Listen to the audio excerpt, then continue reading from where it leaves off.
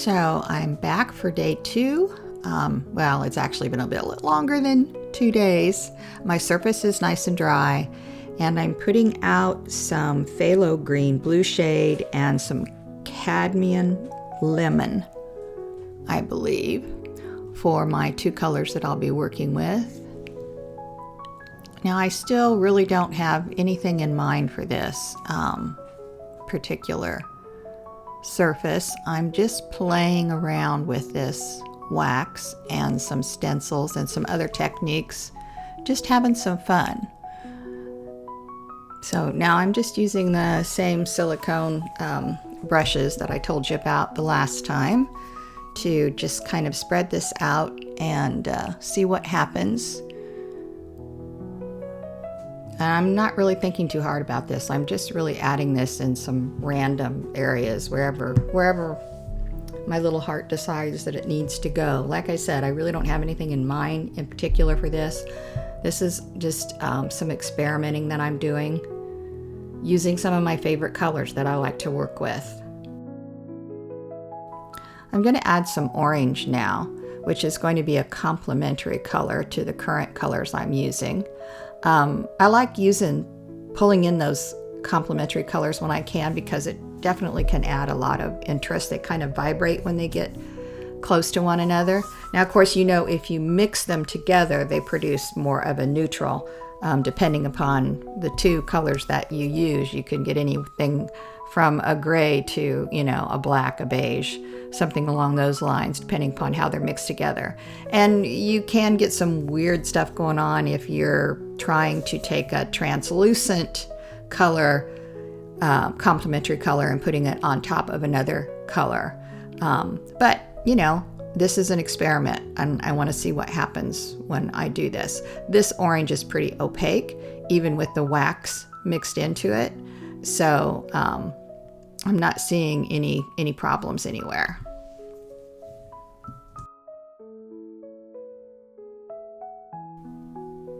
So now I've gotten out, believe it or not, some pink.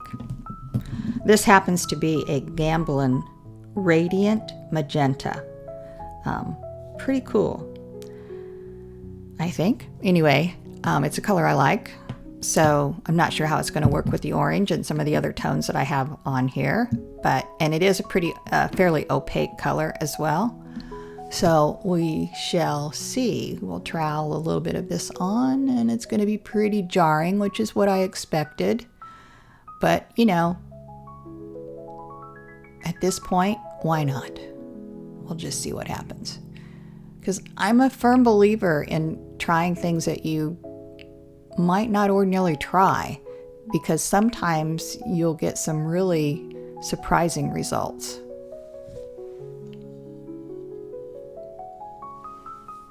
And it's only paint, right? It's only paint. It's only a painting surface. It can all be covered up, start over, redo.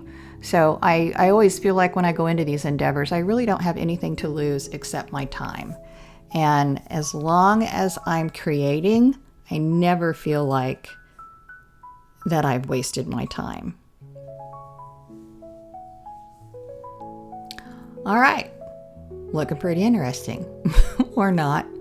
I'm going to start to manipulate some of these wet layers that I just put on. I'm showing you some of the tools that I have to make different marks and impressions.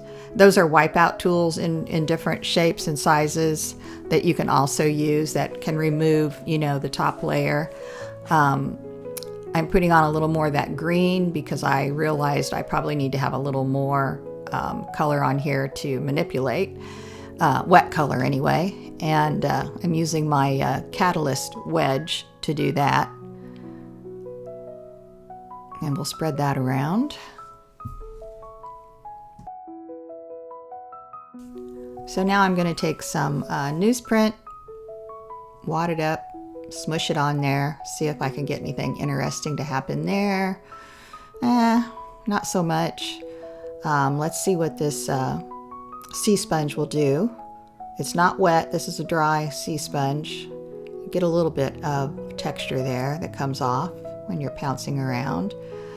This is my comb. It has different, size teeth. on each edge. I kind of like that. That's kind of fun. So now I think I'm going to head into some stencils. I'm going to try some pink, and I'm going to use my silicone brushes here, or I'll use my Catalyst wedge, whatever gets that paint where I need it to be. Let's see what we get here. Oh, nice. Okay. And I usually try to put it in, 2 or 3 places when I'm doing this.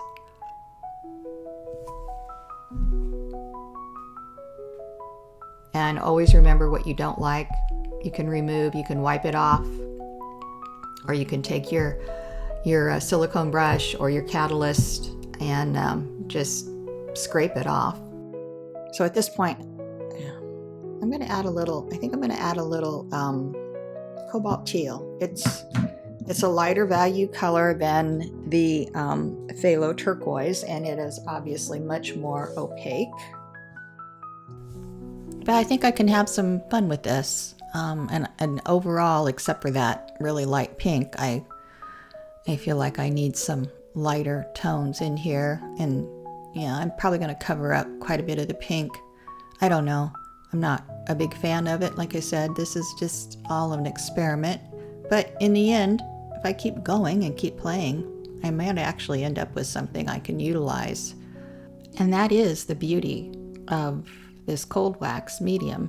Whether you're using the oil-based, as I am here, or whether you're using the water-based, it's all about layers and continuing to build those layers one upon the other. And the more layers that you have, the more interesting and the more beautiful of a piece or a foundation, depending upon how you're looking at this, it will be.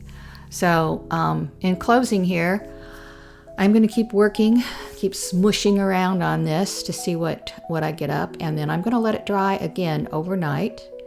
And once that happens, I'm going to come back and probably do one more layer, maybe 2, I don't know. We'll see where this goes. But again, thank you for watching. I hope you've enjoyed this little bit of a view into my experimental process. And I hope that you'll give this a try on your own.